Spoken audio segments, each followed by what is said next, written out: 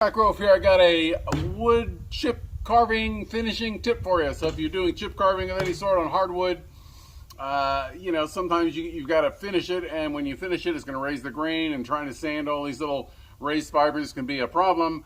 What I've tried everything, and what I've come up with is a 50-50 solution with PVA glue. I like Tight Bond Original because it has a high solid content. It's easy to sand, and I simply just brush that on.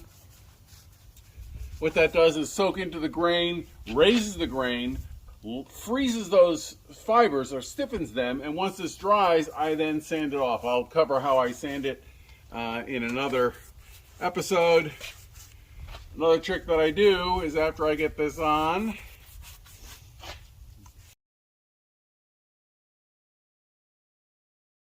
now, to get rid of any excess glue that's puddled up in the valleys of these chip carve forms, I just use an air tip and spray this on.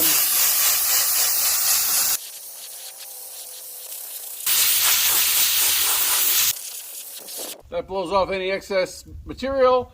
You can let this dry. It's going to firm up the fibers and it'll sand real easy. So next time you're trying to do some chip carving, here's your sanding technique. Hope that helps. Thanks for watching.